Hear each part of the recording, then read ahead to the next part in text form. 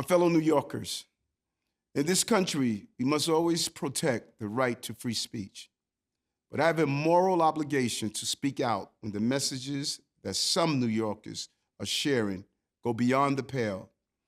Yesterday, outside an exhibit in Lower Manhattan commemorating those massacred at the Nova Music Festival on October 7th, protesters waved Hezbollah and Hamas flags. At other protests, they carried banners reading, "Long live October 7th." And one person even yelled, he wishes, a quote, Hitler was still here. He would have wiped all of you out. These are reprehensible and vile comments. I, and every New Yorker who stands for peace, stand united against them.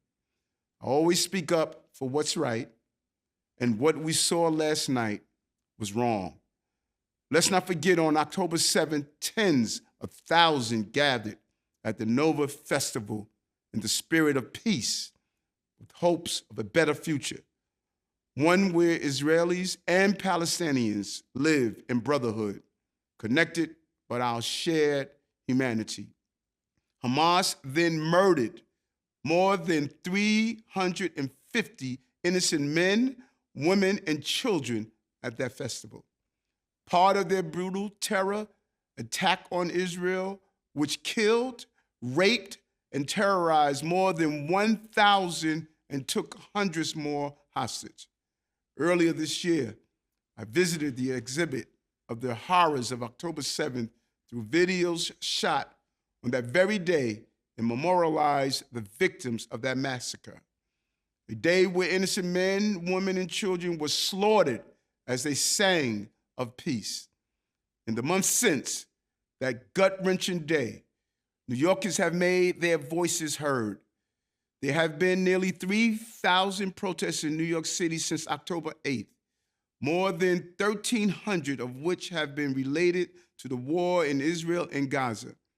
As I have said before, we will never allow our city to descend into lawlessness. We've kept New Yorkers safe at thousands of protests and celebrations, including at the Israeli Day Parade earlier this month. And those who break our laws will be arrested. Since October 8th, the NYPD has made more than 2,850 arrests at Israeli Gaza protests alone. Again, while peaceful protests will be allowed, New York City will never cower in the face of those trying to divide us.